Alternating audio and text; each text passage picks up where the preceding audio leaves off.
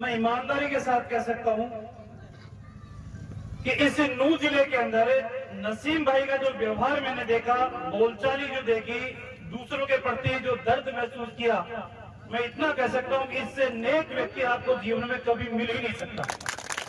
मैं तो राजस्थान से आया हूं, जयपुर का रहने वाला हूं, 3 बार वहां से मैं विधायक रहा हूं। पिछले 1 महीने से आपके नूह जिले के अंदर घूम रहा हूं, लेकिन मैं ईमानदारी के साथ कह सकता हूं कि इस नूह जिले के अंदर नसीम भाई का जो व्यवहार मैंने देखा, बोलचाली जो देखी, दूसरों के प्रति जो दर्द महसूस किया, मैं इतना कह सकता हूं कि इससे नेक व्यक्ति आपको जीवन में कभी मिल ही नहीं सकता।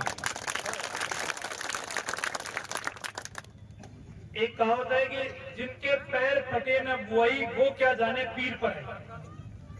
जिनके पैरों के अंदर बुआई जो कट लग जाता ना, वो फटी हुई नहीं हो तो वो दर्द महसूस नहीं कर सकता।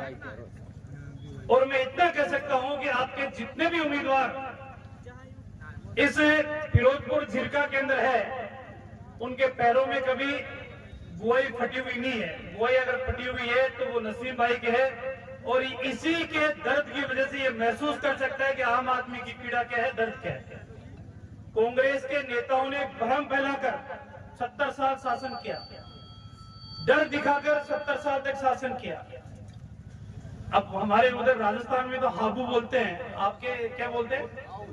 हाउ हाउ बोलते हैं।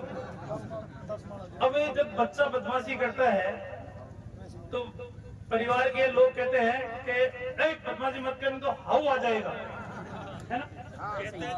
कहते ना हाउ। अब मुझे एक बात बताओ, हाउ को किसने देखा?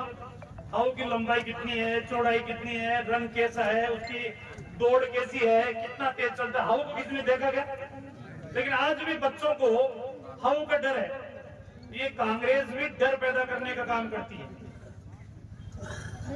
भारतीय जनता पार्टी एक ही नारा है, सबका साथ, सबका विकास, सबका विश्वास, सबका प्रयास। और मैं ईमानदारी के साथ कह सकता हूं कि आपके नूह जिले की 3 सीटें भारतीय जनता पार्टी की नहीं थी, उसके बावजूद भी बीजेपी की सरकार ने करोड़ों रुपए का बजट दिया। और मैं फिर कह रहा हूं, गई बार नूह जिले से जाकिर हुसैन जी बीजेपी के सिंबल के ऊपर चुनाव लड़े थे, चुनाव हार गए थे, उसके बावजूद भी उनको पूरा सम्मान दिया गया, पूरा सम्मान दिया।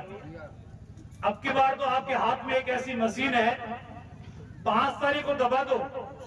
मैं आपको विश्वास दिला के जाता हूं कि पूरे के पूरे नूह जिले का विकास भाई के हाथ में होगा। इतना निवेदन करने के लिए मैं आपके बीच में आया था। आप सबसे पूरे हाथ जोड़कर निवेदन करता हूं, इससे बढ़िया कैंडिडेट आपको मिल नहीं सकता, इससे बढ़िया व्यवहारशील व्यक्ति आपको मिल नहीं सकता। अब भैया इंसान है, कमियां सभी में है। अब मेरे क्षेत्र के भी कई बार फोन आ रहे हैं, अभी भी 7-8 फोन मिस कॉल पड़े हैं, और वो मेरे को कहेंगे तुम फोन ही उठाए हो। तो ज्यादा परिस्थितियां भी कई बार हुई आ गए, है ना? कई बार फिर क्या, कई बार परीक्षा भी लेते हैं। जैसे अभी मेरे पास भी कई बार, जैसे अभी भाषण दे रहा हूँ, 4-5 फोन आ गए, तो मेरा कार्यकर्ता दूसरे के फोन से करेगा, तो दूसरे के फोन से मैं फ्री हो गया, मैंने फोन उठा लिया, तो उधर से आवाज आएगी, क्यों? माखड़ा फोन में करंट आ रही होगी। पता, तो ये छोटी मोटी गलतियां अगर रही हो, मुझे नहीं लगता रही हो, फिर भी रही हो, तो उसके लिए आप माफ करते हुए भाई को विधानसभा में भेजो।